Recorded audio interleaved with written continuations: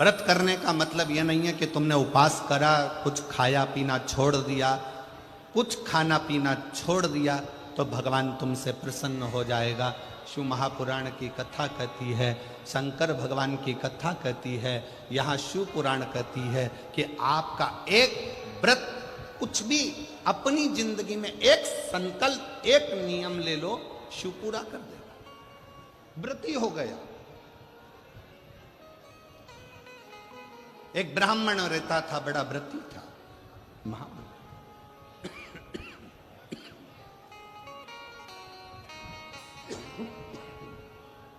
और वो महाव्रती ब्राह्मण, उसकी पत्नी और उसकी बेटी बहुत सुंदर थी। देवलोक की अप्सराएं उसके सामने फीकी थी।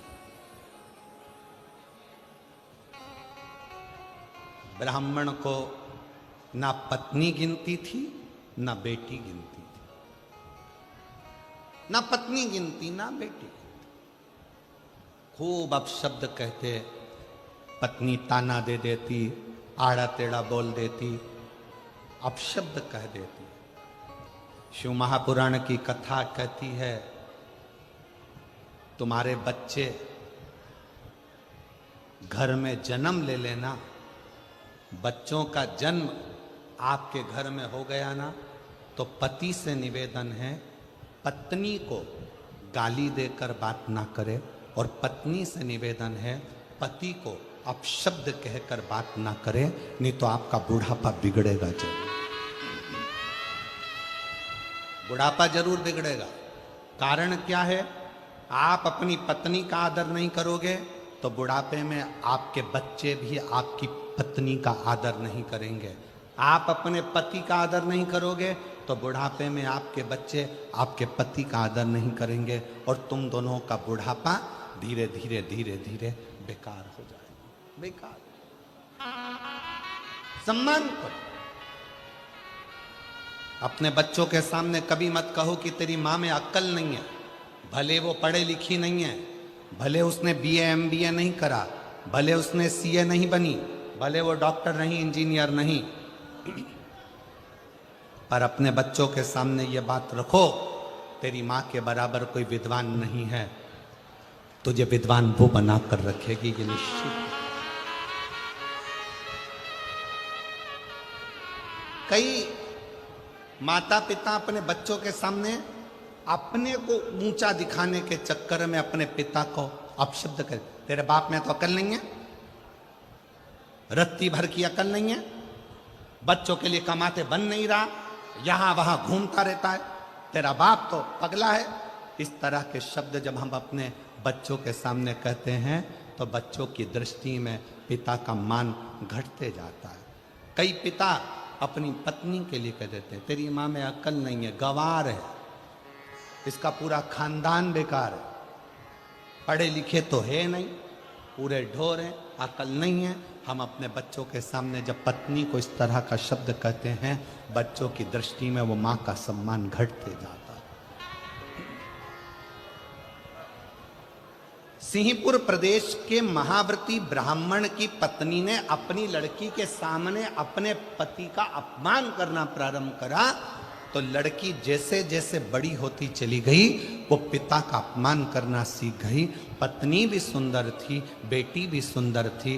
पिता ब्राह्मण ने विचार करा, मेरी बेटी बड़ी हो गई है, इसका विवाह कर देना चाहिए।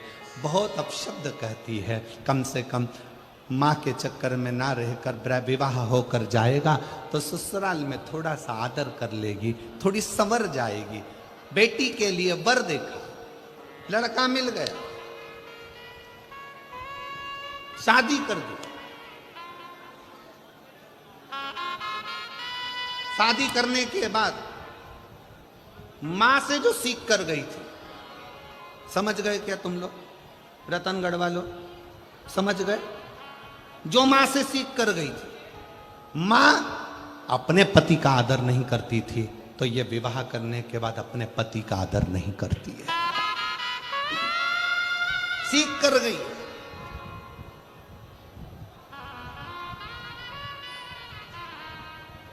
निवेदन है,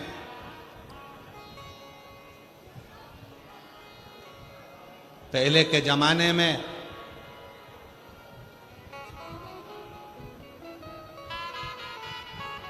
लड़की को डर लगता था सास कैसी मिलेगी। आज के जमाने में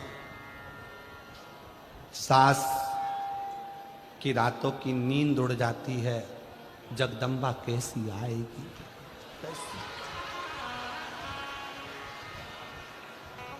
कैसी क्यों? पहले के जमाने में 4 लड़के रहते थे तो चिंता नहीं रहती थी। आज के जमाने में ले दे के एक तो बेटा और उसी की धर्म पत्नी आना है, और वो भी लड़ झगड़ के अपने ही रतनगढ़ में अपने से ही अलग होकर दूसरी जगह जाकर रहेगी। लोग क्या कहें? सोचना पड़ता, 50 बार विचार करना पड़ता।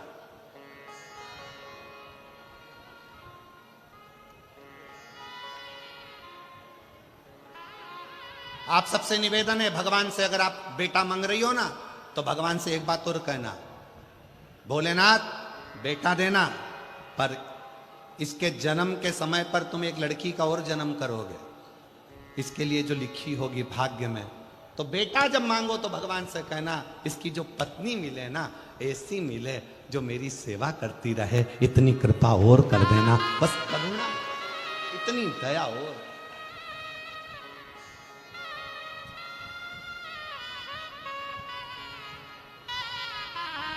ऐसी मत भेज देना जो 24 घंटे साड़ी में तो पिन लगाए,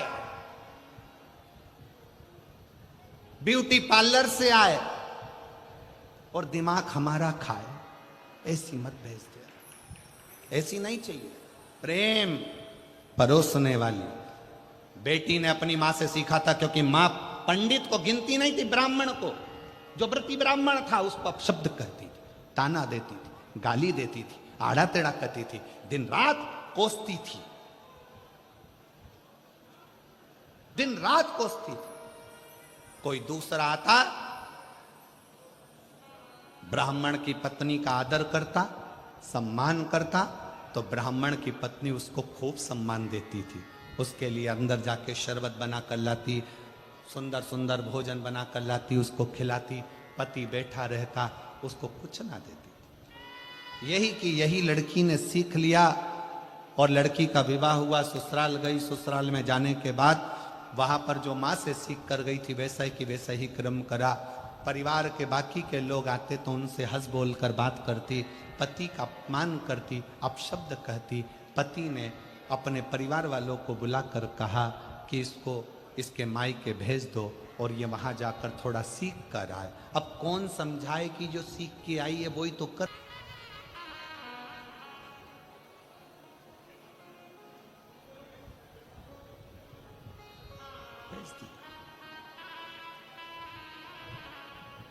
अब लड़की और लड़की की मां दोनों मिली। पिताजी ने अपनी बेटी को बिठाकर समझाया, बेटा ससुराल में सबका आदर करना सीख, सम्मान करना सीख। इतने में मां जूड़ा बांधती बांधती आई और आकर बोली, ये अपना ज्ञान अपने पास रखो। आज तो मेरी बेटी से कह दिया, आगे से कुछ कहने की जरूरत नहीं है। ब्राह्मण ने कहा, ये जितनी तुम्हारी बेटी है उतनी मेरी बेटी है। मेरा फर्ज बनता है अपनी बेटी को उपदेश देना। शिव महापुराण का ये चरित्र, सिंहपुर प्रदेश के ब्राह्मण का ये चरित्र हमें बता रहा। उतना मेरा भी फर्ज बनता है कि मैं इसको समझाऊं। अपना ज्ञान अपने पास रखो, अपनी विद्वत्ता अपने पास रखो। मंदिर में घंटी बजाना और शंकर जी को एक लोटा जल चढ़ाना, इसके सिवा तुम्हारे पास कुछ नहीं रखा है। व्यर्थ की बात करते हो। मेरी बेटी ससुराल में जो करना चाहे वो करेगी। ससुराल वाले रखें चाहे ना रखें। माँ ने पत्र लिखकर भेज दिया, मेरी बेटी तो जैसी रही है वैसी रहेगी। ससुराल वालों ने हाथ जोड़कर लिखकर भेज दिया, आपकी बेटी आपके पास रखिए, हम भगवान का भजन करने वाले हैं। इतने में पिताजी ने हाथ पैर जोड़े तो माँ ने कहा कि अगर तुम उन ससुराल वालों के हाथ पैर जोड़ने गए तो हम यहाँ नहीं रहेंगे। और माँ और बेटी ने अपना दोनों का बैग उठाया, दोनों का सामान लिया और एक उसी नगर में दूसरे स्थान पर जाकर अपना झोपड़ा बनाकर अपना नगर बसा लिया। झोपड़े में रहती थी। अब धीरे धीरे दोनों माँ बेटी ने एक कार्य चालू कर दिया कि माँ भी सुंदर थी और बेटी भी सुंदर थी, तो पर पुरुष पर दृष्टि देने, पर पुरुष पर दृष्टि। अब इनकी सुंदरता देखकर, मां की सुंदरता देखकर पुरुष आ जाते, बेटी की सुंदरता देखकर, उनकी युवान अवस्था देखकर पुरुष आ जाते। छोटा सा झोपड़ा था, धीरे धीरे महल बनता गया, महल बनता गया, खूब अच्छा राशि ठाठ हो गया। ब्राह्मण वही शंकर के मंदिर जाना, झाड़ू लगाना, पोछा लगाना, प्रणाम करना, वही क्या कर।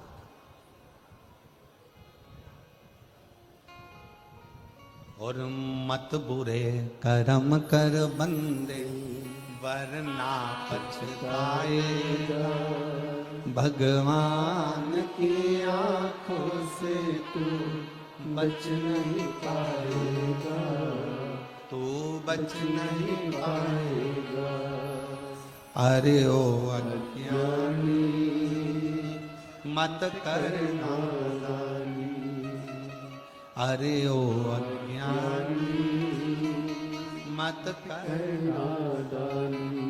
तेरे कर्म का फल भी तू ही पाएगा, जैसा किया तूने तेरे आगे आएगा। मत बुरे कर्म कर बंदे, वरना पछताएगा। भगवान की आंखों से तू बच नहीं पाएगा, तू बच नहीं पाएगा। अरे ओ अज्ञानी मत कर नादानी, अरे ओ अज्ञानी मत कर नादानी। अपने कर्म का भोग अपने को भोग, अपने कर्म का फल अपने को, कोई दूसरा नहीं भोगने, हम स्वयं हो। आपके ही रतनगढ़ के श्याम बाबा के भक्त, श्याम बाबा की कथा कहने के लिए निरंतर तल्लीन रहने वाले श्री भाई मनुश्री जी यहाँ पधारे हैं, जो इस पवित्र पावन शिव महापुराण कथा के रस तत्व को ग्रहण करने के लिए यहाँ पधारे। और उससे बड़ा सौभाग्य ये है कि आप श्री के पिताश्री भी यहाँ आए हैं, उनके लिए भी बहुत बहुत प्रणाम नमन करता हूँ। शिव कृपा कर, शिव कथा का, भगवान शंकर का संवाद कर। मनुश्री जी की वाणी में ऐसा लगता है कि स्वयं श्याम बाबा अपनी कथा का गुणगान करते हैं, और इतनी सुंदर वाणी से आप हमेशा शिव कथा का, श्री श्याम कथा का वर्णन करते रहते हैं। बहुत बहुत साधुवाद है, प्रणाम करता हूँ। शिव कथा कर रही है, शिव महापुराण की कथा कर रही है सिंहपुर प्रदेश का वो व्रती ब्राह्मण।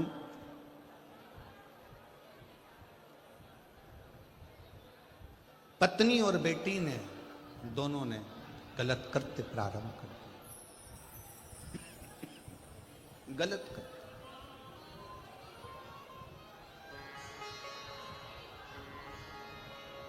और ऐसा पुरुषों को अपनी ओर आसक्त करना,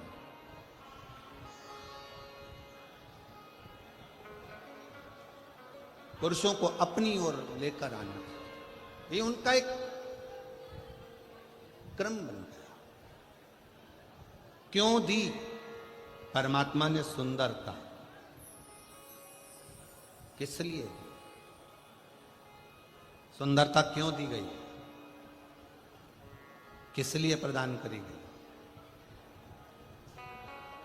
शिव महापुराण की कथा कहती है, अगर भगवान ने सुंदरता दी है तो वो केवल गलत कृत्य के लिए नहीं, परमात्मा ने सुंदरता दी है तो ये दिखाने के लिए दी है कि आप सुंदर होने के बाद भी भगवान के गुणगान में लगे हो, मतलब ये दूसरे को प्रेरणा दे, दूसरे की प्रेरणा आई।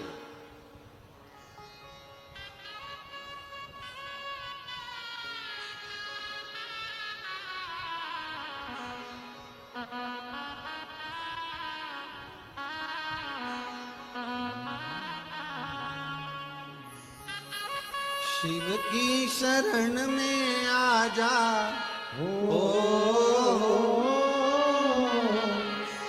शिव की शरण में आ जा, बाबा की शरण में एक बार आ जा, भोले की शरण